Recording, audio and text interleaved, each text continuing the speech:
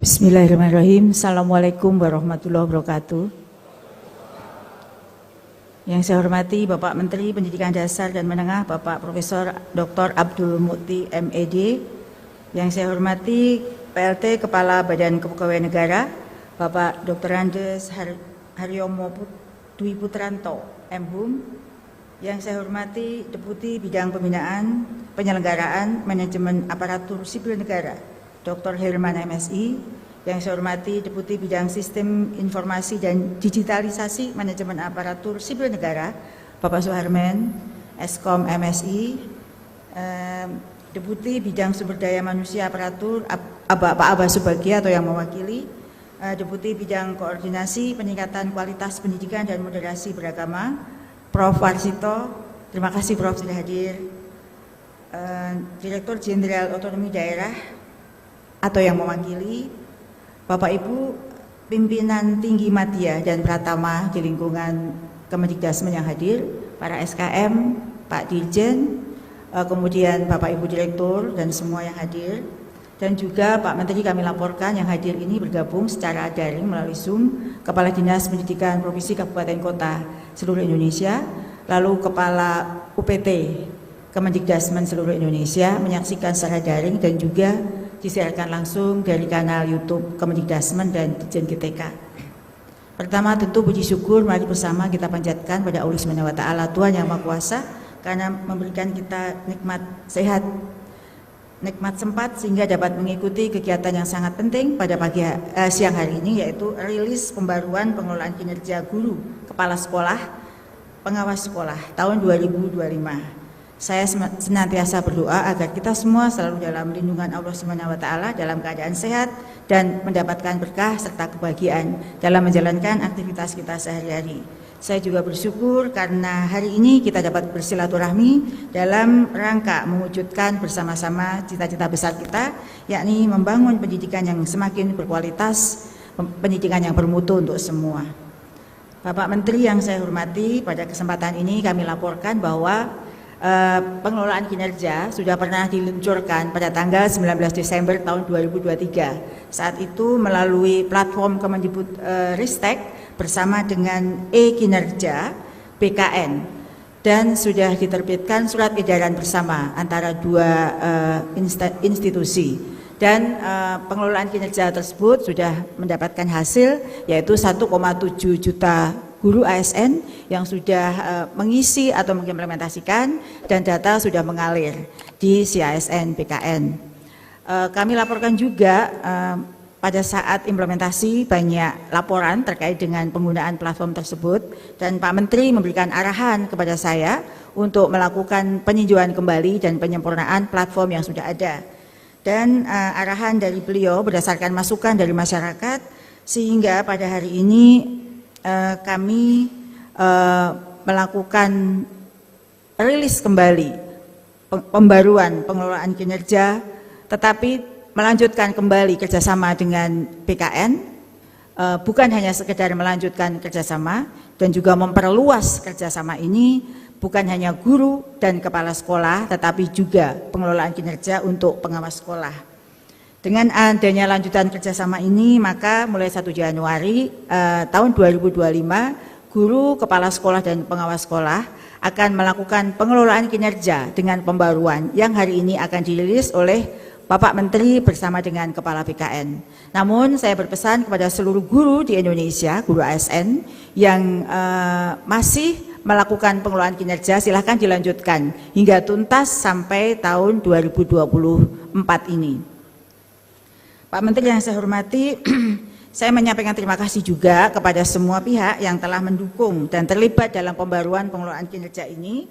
Kemudian untuk para guru, kepala sekolah, dan pengawas sekolah di awal tahun 2025 nanti akan menggunakan sistem pengelolaan kinerja yang baru, yang mana sistemnya ini diharapkan lebih sederhana, terbebas dari berbagai beban administrasi, sehingga mewujudkan pendidikan yang bermutu untuk semua dapat kita capai. Terima kasih juga kepada Pak Menteri Pendidikan Dasar dan Menengah yang sudah memberikan arahan pada kami dan merespon dengan cepat semua masukan dari masyarakat, sehingga guru-guru akan mendapatkan kenyamanan dalam bekerja pada masa yang akan datang. Kepada Pak Menteri, kami mohon kiranya berkenan untuk memberikan sambutan, arahan, dan sekaligus meluncurkan pembaruan pengelolaan kinerja yang baru pada kesempatan ini. Dan juga kepada Pak Kepala BKN, kami juga memohon kiranya Bapak berkenan untuk memberikan sambutan dan sekaligus bersama Pak Menteri untuk meluncurkan kembali pengelolaan kinerja yang baru. Sekaligus kami mohon pada kesempatan yang baik ini juga penandatanganan surat edaran bersama sebagai acuan kami untuk melakukan kerja di masa-masa yang akan datang. Dengan semangat kolaborasi, mari bersama mendukung pengelolaan kinerja yang lebih mudah dan bermakna dengan mengambil peran sesuai kewenangan masing-masing agar proses pengisian pengelolaan kinerja berjalan lancar. Bunga mawar tumbuh di taman, harum semerbak menyegarkan hati. Dengan pengelolaan kinerja yang handal dan aman, kita wujudkan pendidikan yang berkualitas tinggi. Kepean pantonya ada 3 Pak Menteri, tapi saya baca satu saja.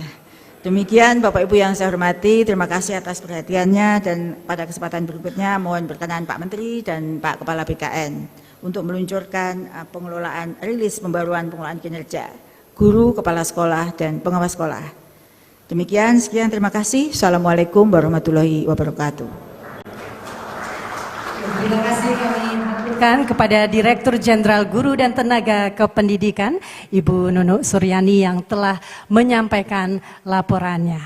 Ibu Bapak hadirin yang berbahagia, pembaruan pengelolaan kinerja guru, kepala sekolah, dan pengawas sekolah tahun 2025 ini merupakan kolaborasi dan sinergi Kementerian Pendidikan Dasar dan Menengah dan juga Badan Kepegawaian Negara untuk mengintegrasikan sistem pengelolaan kinerja sehingga memudahkan guru, kepala sekolah, dan juga pengawas sekolah dalam mengerjakan pengelolaan kinerja hanya di satu sistem.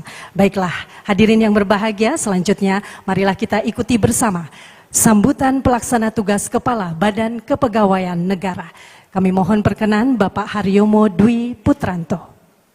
Bapak Ibu yang saya hormati, Bapak Menteri yang terhormat, dalam Asta Cita nomor 4, seperti kita ketahui bahwasannya Presiden Prabowo Subianto menyoroti pentingnya penguatan pembangunan sumber daya manusia untuk menciptakan Indonesia yang maju dan kompetitif secara global. Tentu salah satu strategi utamanya adalah meningkatkan mutu pendidikan secara nasional melalui peningkatan kualitas kompetensi guru, kepala sekolah, pengawas sekolah. Pembangunan SDM ini diharapkan dapat menghasilkan generasi muda yang handal yang dapat berkontribusi dalam pelaksanaan pembangunan secara nasional. Bapak Menteri yang saya hormati, kita tahu bahwasannya posisi penting dan kedudukan para guru, pengawas sekolah, dan pengawas sekolah ini sangat strategis sekali. Guru adalah pendidik profesional yang bertugas untuk mengajar, mendidik, membimbing, serta menilai hasil belajar murid-muridnya. Seperti kita ketahui, apresiasi Bapak Presiden ketika memperingati Hari Guru beberapa minggu yang lalu, beliau konsen sekali terhadap peningkatan kualitas kapasitas dari guru dan insya Allah termasuk kesejahteraan dari guru, karena sekali lagi posisi guru adalah sangat strategis dalam mengembangkan SDM aparatur dan mengembangkan masyarakat dalam pelaksanaan pembangunan nasional. Lebih dari itu, guru juga merupakan penentu kualitas SDM di masa depan. Kualitas pembelajaran, lulusan, dan SDM sangat dipengaruhi oleh kualitas guru. Guru yang hebat tentu akan melahirkan generasi yang hebat pula, yang cerdas, yang mampu melanjutkan perjuangan dan bertanggung jawab memajukan bangsa dan negara. Selain sebagai agen pembelajaran, guru juga berperan sebagai agen peradaban. Guru memiliki kecerdasan, keterampilan, dan karakter yang mulia. Melalui pendidikan karakter inilah guru turut membentuk generasi muda yang beradab dan beretika. Bapak Ibu yang saya hormati, seperti ketahui bahwasannya seluruh aparatur sipil negara mayoritas adalah guru yang ada, baik itu di provinsi, di kabupaten maupun di kota. Bahkan guru pun dimungkinkan untuk diduduki oleh seorang pegawai negeri sipil maupun pegawai pemerintah dengan perjanjian kerja. Tentu sebagai aparatur sipil negara, guru dan pengawas sekolah wajib melaksanakan pengelolaan kinerja sesuai dengan Peraturan Menpan Nomor 6 Tahun 2022. Pengelolaan kinerja bagi guru, kepala sekolah, dan pengawas dimaksudkan untuk memastikan tercapainya layanan guru sesuai dengan standar. Oleh karena itu dibutuhkan sistem informasi yang berkarakteristik sesuai dengan layanan pendidikan, sekaligus terintegrasi dengan sistem nasional, sistem pemerintahan berbasis elektronik. Kami menyadari bahwasannya salah satu tantangan terbesar bagi seorang guru adalah beban administrasi yang mengganggu fokus mereka dalam mengajar. Beberapa kali disampaikan oleh Bapak Menteri, termasuk kemarin pada saat kita memperingati Hari Guru, beliau menginginkan agar guru fokus untuk proses belajar mengajar dan tidak dibebani masalah administrasi. Justru itu yang bukan menjadi tugas utama bagi seorang guru. Kita tahu bahwasannya untuk sistem penilaian kinerja bagi aparatur sipil negara inginnya terstandarisasi secara nasional. Namun demikian, bagi seorang guru, kepala sekolah maupun pengawas sekolah, kita perlu melakukan suatu sistem tersendiri di mana dalam sistem itu yang pertama, bagaimana caranya bisa melakukan penilaian kinerja bagi seorang guru, kepala sekolah, pengawas sekolah secara objektif, transparan, akuntabel. Ini yang menjadi tujuan utama di dalam Undang-Undang Nomor 20 Tahun 2023 tentang aparatur sipil negara. Bapak Ibu yang saya hormati, selain guru dan kepala sekolah, terdapat jabatan fungsional pengawas sekolah yang memiliki peran yang sangat penting dalam menjaga kualitas pendidikan. Pengawas sekolah memiliki tugas melaksanakan pengawasan akademik dan manajerial yang meliputi pembinaan, pemantauan, penilaian, dan bimbingan dan pelatihan kepada sekolah binaan. Mulai tahun 2025 ini, kerjasama yang baik antara Kemendikdasmen dengan BKN akan dimaksimalkan kembali dengan memasukkan jabatan pengawas sekolah dalam layanan kinerja. Semoga upaya kita bersama ini membawa manfaat yang besar bagi dunia pendidikan di Indonesia. Demikian yang bisa saya sampaikan. Sekali lagi terima kasih Bapak Menteri bersama jajarannya yang sudah selalu berkolaborasi dengan BKN, BKD, Dinas Pendidikan dalam rangka untuk memajukan kualitas guru, kepala sekolah, dan pengawas sekolah. Kami mohon maaf apabila di dalam sambutan saya ini maupun kolaborasi yang selama ini kita lakukan ada hal yang tidak berkenan. Saya akhiri sambutan saya. Terima kasih. Bila taufik wa hidayah. Assalamualaikum warahmatullahi wabarakatuh. Mohon berkenan untuk melakukan penandatanganan. Hadirin kita saksikan bersama penandatanganan surat edaran bersama tentang pengelolaan kinerja Kementerian Pendidikan Dasar dan Menengah dan Badan Kepegawaian Negara. Berkenan untuk memperlihatkan surat edaran bersama yang telah ditandatangani. Hadirin, inilah penandatanganan surat edaran bersama tentang pengelolaan kinerja Kementerian Pendidikan Dasar dan Menengah dan Badan Kepegawaian Negara. Terima kasih. Selanjutnya berkenan Pak Menteri untuk memberikan arahan. Bahwa pembaruan sistem pelaporan ini atau pengelolaan kinerja ini merupakan jawaban dan respon kami atas arahan Bapak Presiden Republik Indonesia yang menegaskan agar birokrasi itu tidak harus birokratis, agar birokrasi di pemerintahan itu lebih simpel, lebih sederhana, tetapi memiliki makna penting sebagai bagian dari pelayanan kepada publik. Ini juga merupakan bagian dari respon kami terhadap banyaknya masukan dari para guru, pengawas dan kepala sekolah yang merasa bahwa pengelolaan e-kinerja itu dirasa ribet dan kadang-kadang juga bikin ribut. Sehingga kami berusaha berdiskusi dengan Ibu Dirjen dan jajaran di Direktorat GTK, kemudian juga pembicaraan yang tidak terlalu lama sebenarnya Pak ya, untuk kita membicarakan ini dengan BKN, dan alhamdulillah hari ini sudah bisa kita luncurkan bersama-sama. Tentu dengan pelaporan yang baru ini kami tidak bermaksud untuk melonggarkan atau mengurangi tugas dan kewajiban para guru.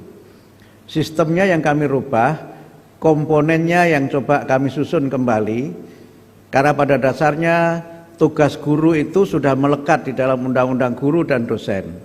Tetapi memang ada beberapa hal yang selama ini berkembang di dalam pelaksanaan, kadang-kadang memang perlu penyempurnaan. Dalam rilis kami yang baru ini, ada beberapa hal yang berubah dari komponen pelaporan. Tidak hanya sistem pelaporannya yang berubah, komponen yang dilaporkan juga ada perubahan-perubahan.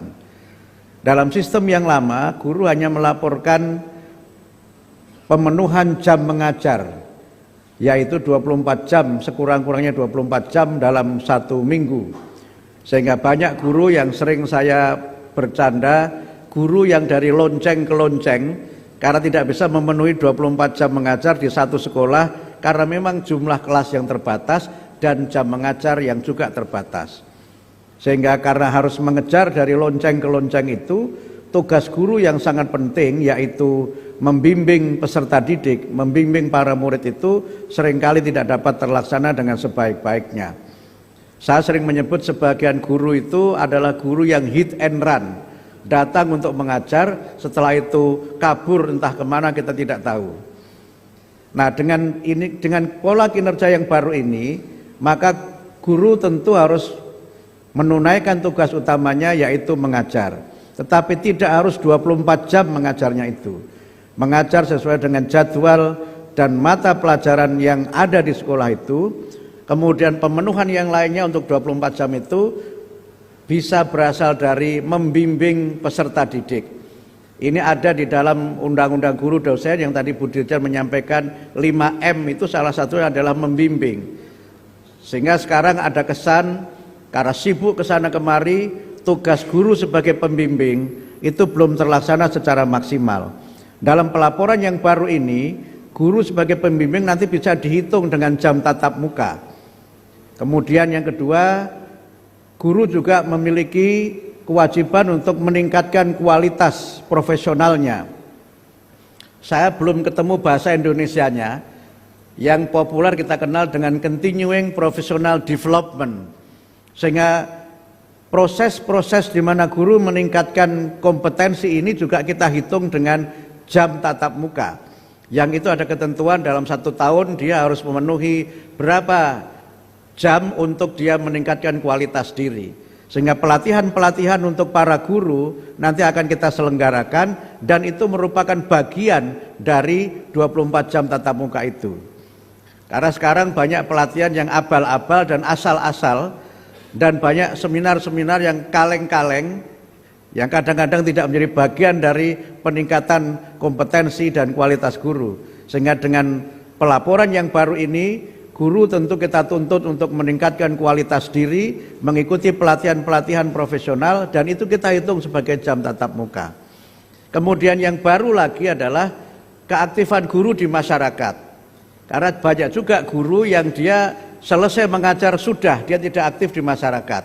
Karena itu maka keaktifan guru di masyarakat, ikut organisasi-organisasi profesi, itu juga nanti ada hitungan-hitungannya, yang dengan itu maka guru akan menjadi bagian tak terpisahkan dari masyarakat. Bahkan dalam banyak hal guru bisa menjadi pelopor berbagai kegiatan yang ada di masyarakat. Kemudian yang baru lagi adalah keaktifan guru dalam kegiatan-kegiatan di sekolah. Misalnya ikut kepanitiaan, upacara dan sebagainya, itu juga akan kita hitung sehingga 24 jam itu tidak hanya guru mengajar, tapi juga kegiatan-kegiatan lain yang terkait dengan kompetensi dan profesi guru, sehingga dengan demikian maka guru betul-betul menjadi guru menjadi betul-betul bagian dari masyarakat, dan guru mendampingi murid-muridnya dalam berbagai macam kegiatan peningkatan bakat minat, konseling dan kegiatan-kegiatan profesional yang lainnya. Kemudian yang berbeda dari sistem ini adalah, pertama, kalau dulu pelaporan itu dibuat 1 tahun 2 kali, maka sekarang cukup 1 kali dalam 1 tahun. Yang kedua, pelaporannya tidak perlu diupload oleh masing-masing guru, tidak perlu diunggah oleh masing-masing guru, cukup nanti dibuat, diverifikasi kepala sekolah, yang mengunggah adalah kepala sekolah. Memang ketika saya sampaikan ini, beberapa kepala sekolah ada yang bertepuk tangan. Maknanya 2, pertama mungkin kepala sekolahnya gembira, yang kedua tugasnya menjadi bertambah. Tetapi kita juga tahu bahwa kepala sekolah juga tidak perlu mengajar 24 jam juga, karena posisinya sebagai kepala sekolah juga dihitung sebagai bagian dari pemenuhan 24 jam tugas guru itu. Karena itu maka Bapak Ibu sekalian, dengan sistem ini tidak berarti kemudian kita menurunkan kinerja guru, tidak berarti kita melonggarkan bagaimana guru bisa kemudian bebas untuk tidak menunaikan tugasnya. Justru kita ingin dengan aturan ini guru lebih aktif terlibat sebagai pendidik, sebagai pengajar, sebagai pembimbing, dan juga sebagai bagian dari mitra penting untuk memperkuat pendidikan karakter melalui bimbingan-bimbingan kepada para peserta didik, aktif dalam kegiatan di masyarakat, dan terlibat dalam berbagai macam kegiatan yang diselenggarakan di satuan pendidikan. Mudah-mudahan dengan pembaruan pengelolaan kinerja, guru, kepala sekolah, dan pengawas sekolah dapat memberikan laporan yang lebih mudah, bermakna, dan bermutu untuk kita semua. Terima kasih. Mudah-mudahan terobosan ini dapat menjadi bagian dari upaya kami untuk menjadikan para guru lebih fokus melaksanakan tugasnya dan tidak belibet dengan berbagai macam tugas-tugas administrasi yang lainnya. Birokrasi tetap ada, tapi tidak boleh menjadi birokratis. Administrasi tetap perlu, tapi tidak boleh terlalu administratif. Demikian, mudah-mudahan bermanfaat. Nasrun minallah wa fathun qarib. Wassalamualaikum warahmatullahi wabarakatuh.